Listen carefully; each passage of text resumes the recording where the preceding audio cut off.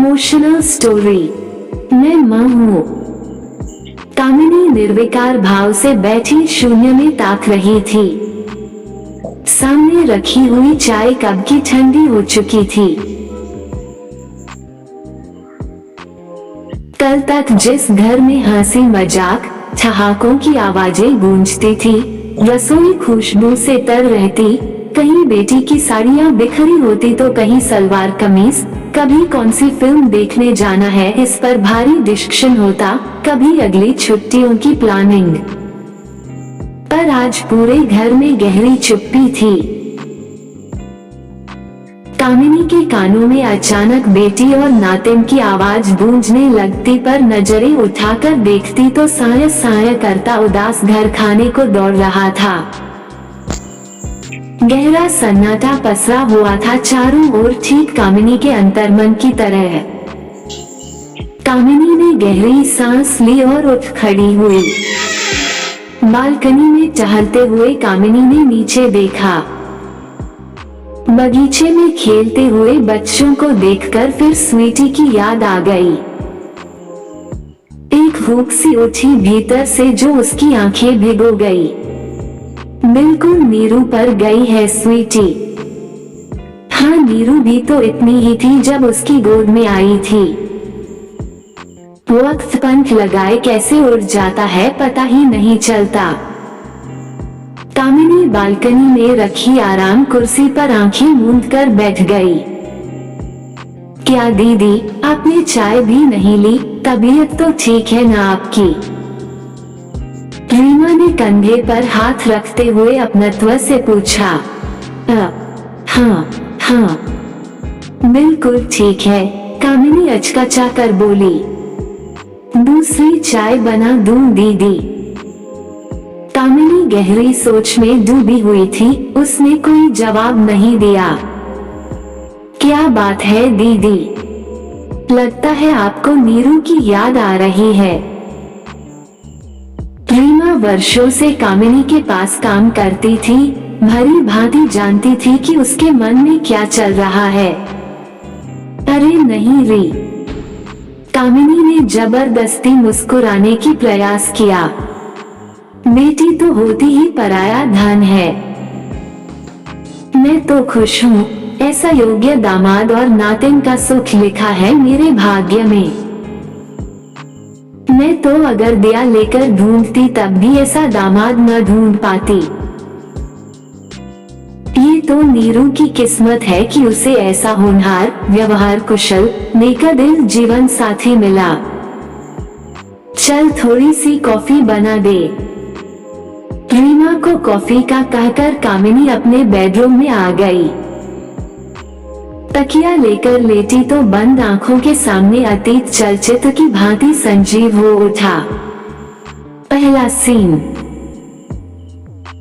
ये बात जब की है जब मैं बीए फाइनल में थी कि एक दिन पापा ने आकर कहा, कल विकास के मम्मी पापा आ रहे हैं तुम्हें देखने, कामिनी तुम घर पर ही रहना। अचानक शादी की बात सुनकर मुझे झटका सा लगा। मैं अभी आगे पढ़ना चाहती थी। कुछ बनने की तमन्ना मन में थी, पर जब पापा से कहा तो दो टूक जवाब सुना दिया। देखो कामिनी, मैं तुम्हारे कुछ बनने के चक्कर में नहीं पड़ना चाहता, फिर तुम्हारे पीछे छोटी भी तो है। अपनी नौकरी रहते मैं तुम दोनों के हाथ पीले कर देना चाहता हूँ। भगवान ने बेटा तो दिया नहीं, समय रहते मैं अपनी जिम्मेदारियों से मुक्त होना चाहता हूँ। विकास अच्छे खाते पीते घर का लड़का है।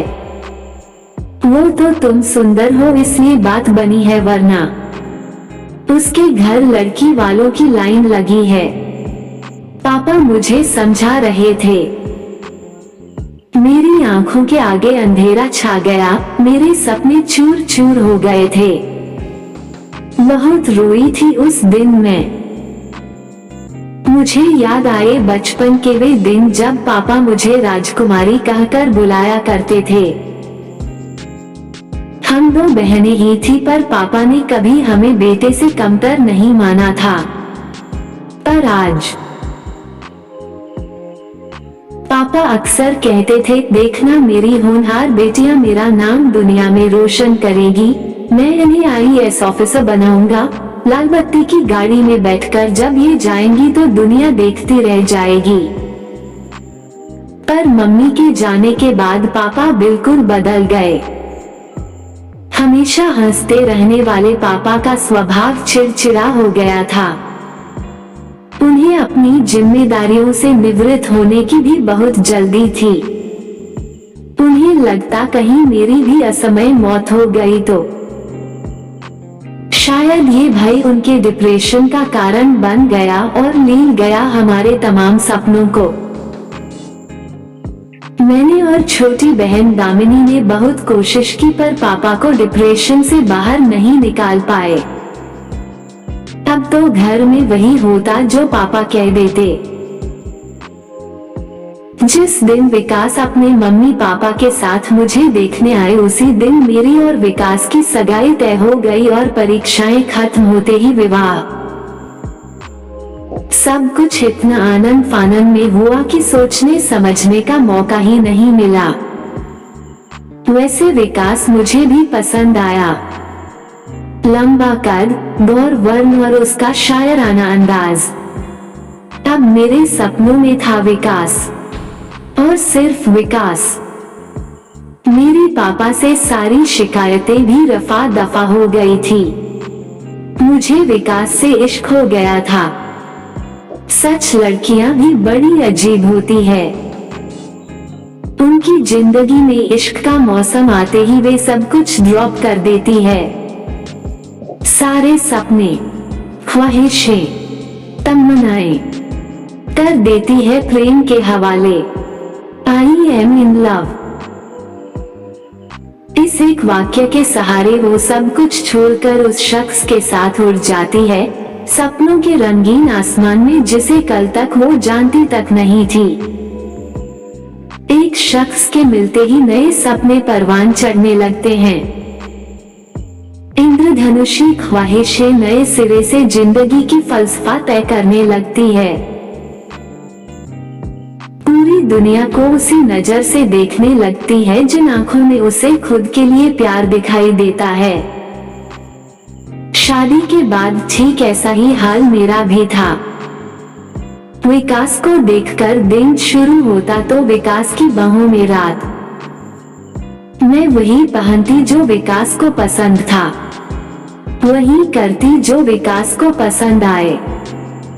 मेरी सोच विचार सब पर विकास का कब्जा था। विकास के प्यार का जादू मेरे सर चढ़कर बोल रहा था। मेरी जिंदगी विकास से शुरू होकर उसके आगे पीछे लट्टू की तरह नाच रही थी। शादी के महीने भर बाद हम हनीमून मनाने थाईलैंड चले गए। गुलाबी सुबह, सुहानी शाम, समंदर की लहरें, खुशनुमा माहौल, पींगे भरता इश्क, गीली रेत पर निशान छोड़ते कदम, बाहों में बाहें और आंखों में आंखें डाले एक दूसरे का साथ। लेकिन इन सब के बीच कुछ ऐसा था जो मुझे हलवे के बीच किरकिरी का एहसास करवा रहा था। हनीमून के दौरान मैं समझ गई थी कि विकास को काफी गुस्सा आता है। एक तरफ उसकी जिंदा दिली मन मोह लेती तो दूसरी तरफ उसका गुस्सा मेरे सारे अरमानों पर पानी फेर देता। बात बात पर रोकना टोकना विकास की आदत थी। पल में तोला पल में माशा। विकास का बर्ताव मेरे सामने बहुत से प्रश्न चिन्ह छोड़ रहे थे, पर किससे कहती, क्या कहती। 10 दिन थाईलैंड में बिताकर हम दिल्ली लौट आए थे। धीरे धीरे मेरी समझ में आ गया था कि विकास जिद्दी, क्रोधी और गुस्सेल स्वभाव वाला मनमौजी इंसान था। उसके लिए वही सही था जो उसने कहा। किसी और की बात सुनना मानना उसे गंवारा नहीं था। मैं सब कुछ जान गई थी, पर मैंने सोचा मैं अपने प्यार से विकास की बुराइयों को अच्छाई में बदल दूंगी। बस इसी प्रयास में मैं उलझती चली गई। मेरा समझाना विकास को हमेशा उपदेश ही लगता, वो झल्ला कर चीख पड़ता। संयुक्त परिवार में मुझे सबके सामने बार बार अपमानित होना पड़ता। मेरी टीस मेरी आंखों से पानी बनकर बरसती, पर इससे कहां कुछ बदलने वाला था। दीदी कॉफी, रीमा ने लाइट जलाते हुए कहा। बाहर गहरा अंधेरा हो गया था, ठीक मेरे जीवन में छाए अंधेरे की तरह। पर रात को ज्यों चंद्रमा आलोकित करता है, नीरू भी रोशनी बनकर आई थी मेरी जिंदगी में। कॉफी पीते हुए यादों के पन्ने फिर फड़फड़ाने लगे थे मेरे सामने। शादी के 2 साल बाद विकास का तबादला दिल्ली हो गया। मैंने राहत की सांस ली, कम से कम सबके सामने जलील तो नहीं होना पड़ेगा। विकास की आदतें यहाँ भी ज्यों की त्यों बनी हुई थी। हर बात, हर चीज में नीम मेख निकालना, चिल्लाना, अपनी टांग छोटी से छोटी और बड़ी से बड़ी बात पर ऊपर रखना उसके स्वभाव का हिस्सा थी। मैं लाख कोशिश करती, पर विकास किसी परिवर्तन के लिए तैयार नहीं था।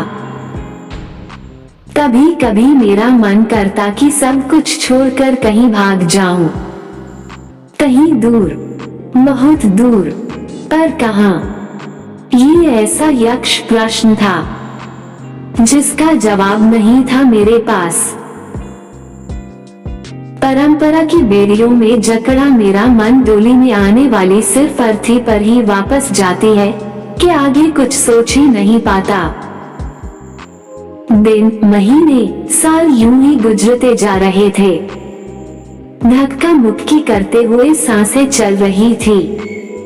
मेरा मोम दिल पत्थर होता जा रहा था। मुझे सब कुछ सहने की आदत सी हो गई थी, फिर चाहे वे शब्दों के तीर हो या कुछ बोलने की एवज में मिलने वाला तमाचा। शादी को 4 साल बीत गए थे, पर मेरी गोद सूनी ही रही। विकास को एक और बहाना मिल गया था मुझे अपमानित करने का। भगवान भी न जाने किन कर्मों की सजा दे रहा था।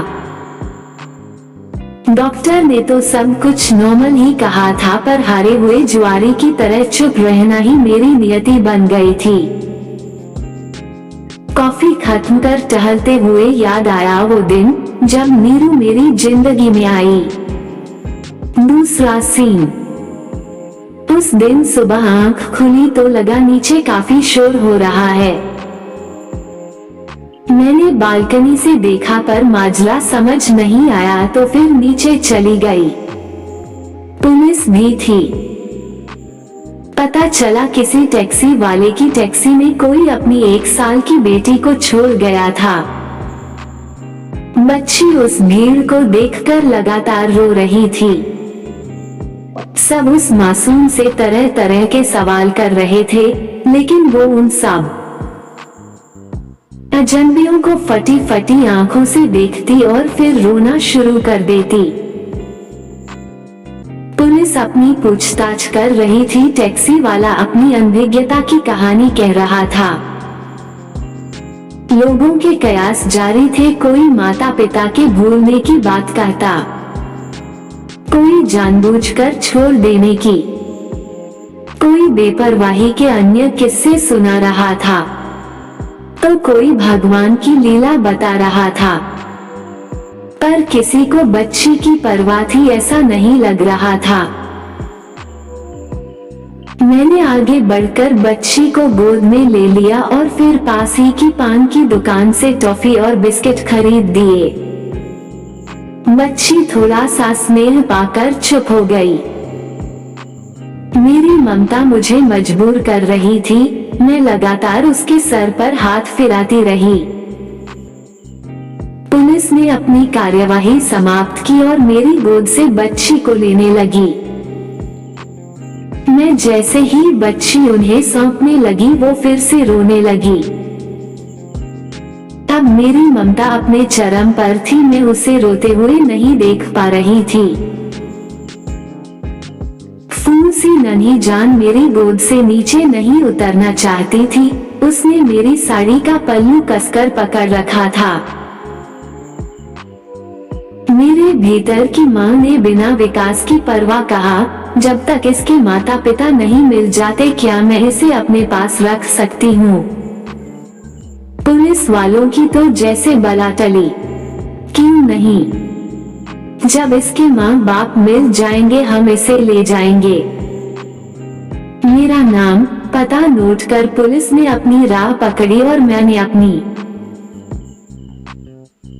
मैं बच्ची के सर पर हाथ फिराते उससे बातें करते जब घर के दरवाजे पर पहुंची तो होश में आकर ठिठक गई।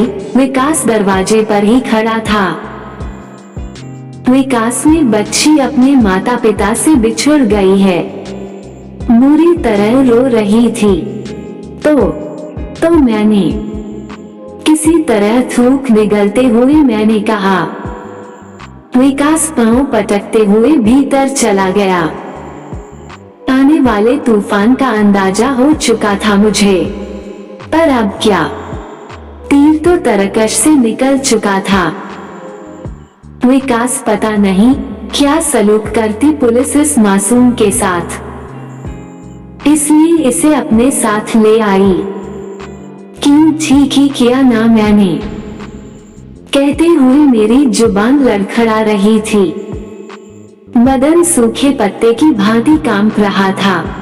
हाँ, बड़ा पुण्य का काम किया। न जात का पता, न धर्म का पता, किसका पाप है बस ले आई गोदी में उठाकर। घर पर ही पड़ा था मैं, पूछने तक की जहमत नहीं उठाई तुमने। बहुत चर्बी चढ़ने लगी है आजकल। मुंह न भुनाते हुए विकास ऑफिस चला गया। 4 दिन तक लड़की के माँ बाप कोई पता नहीं चला। विकास रोज मुझसे लड़ता, लड़की को पुलिस के हवाले करने की बात कहता या फिर अनाथालय छोड़ने की रट लगाता, पर मुझे अपनी ममता की पुकार के आगे कुछ सुनाई नहीं दे रहा था। विकास की हर बात पर मैंने चुप्पी का ब्रह्मास्त्र रख दिया था। मेरी चुप्पी उसके गुस्से की ज्वाला में घी का काम कर रही थी। एक दिन मैंने हिम्मत करके विकास से पूछा, विकास क्यों न हम इस बच्ची को हम गोद ले, प्लीज विकास मना मत करना। बिफर गया था विकास मेरी बात सुनकर। जाने कितनी जली कटी बातें सुनाई थी उसने मुझे, और फिर अपना फैसला सुनाते हुए बोला, देखो कामिनी, किसी और के पाप को मैं अपने गले की घंटी हरगिज नहीं बना सकता।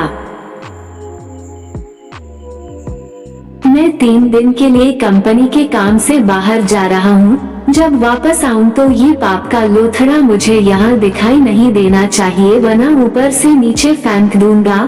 दहाड़ता हुआ विकास चला गया। भीतर तक कांप गई थी मैं, अजीब कश्मकश थी। एक तरफ जिद्दी झगड़ालू पति था तो दूसरी ओर थी फूल सी मासूम बच्ची जो अब मुझे मेरे वजूद का हिस्सा लग रही थी। बहुत उलझन भरे थे वे 3 दिन। मैं उस मासूम बच्ची को किसी भी कीमत पर खोना नहीं चाहती थी। मेरी ममता का वेग इतना अधिक था कि मेरी छाती में दूध उतर आया था। न जाने किस भावावेश में मैं उसे दूध पिलाने लगी थी। भगवान ने मेरे लिए अनमोल तोहफा भेजा था।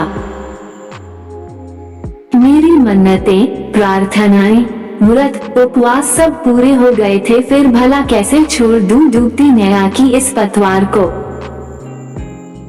क्या पति नामक जीव इतना महत्वपूर्ण है जिंदगी में कि उसके बिना जिया नहीं जा सकता? क्या उसके लिए मैं अपनी ममता का गला घोंट दूं? क्या मंगलसूत्र और सिंदूर की बैनियों में जकड़ी नारी का पति से अलग कोई व्यक्तित्व नहीं? क्या गुस्सेल पति की गालियां खाने से अच्छा ममता के समंदर में गोते लगाना नहीं है? ये प्रश्न लगातार मेरा आत्ममंथन कर रहे थे। प्रश्नों के चक्रव्यूह में उलझते निकलते 2 दिन बीत गए थे। अजनबी मासूम बच्ची और अपने पति विकास में से मुझे किसी एक को चुनना था, वो भी विकास के लौटने से पहले।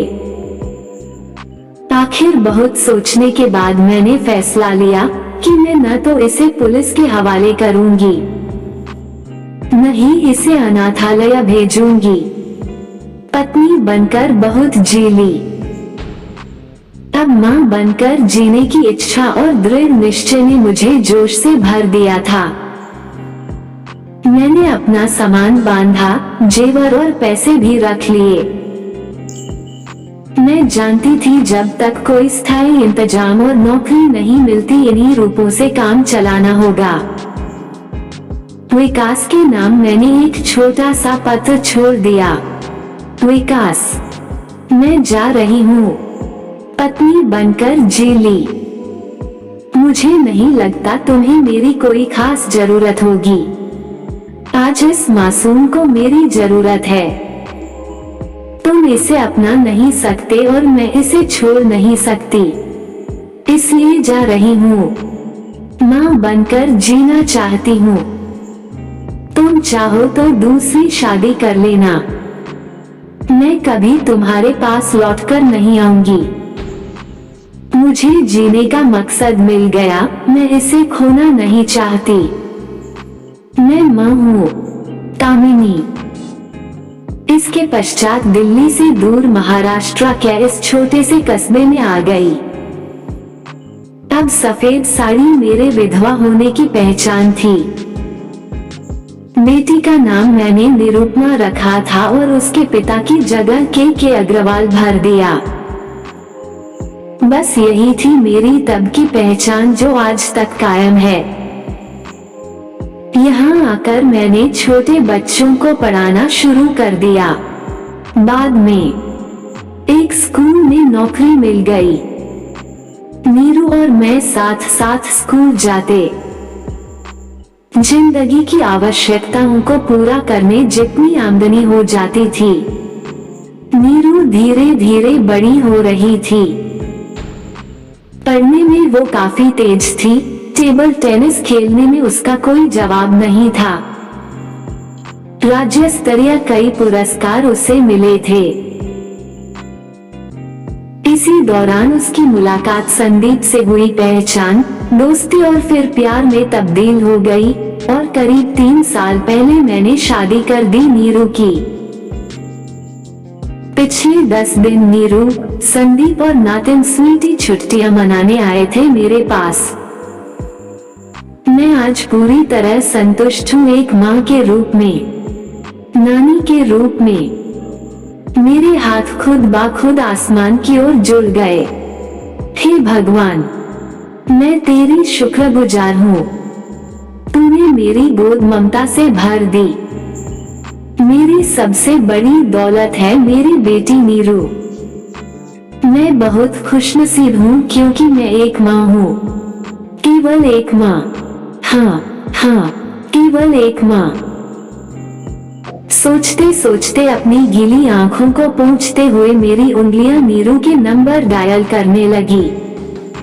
समाप्त। Like, share, subscribe. मुझे आशा और विश्वास है कि आपको हमारी कहानी इमोशनल स्टोरी मैं माँ हूँ पसंद आई होगी। आपसे विनम्र प्रार्थना है कि मेरे चैनल राजू स्टोरीज को लाइक, शेयर और सब्सक्राइब करें। एक बात और मित्रों, बेल आइकॉन प्रेस करके ऑल पर जरूर सेट करें, जिससे मेरी आने वाली वीडियो आपको सबसे पहले मिले। धन्यवाद।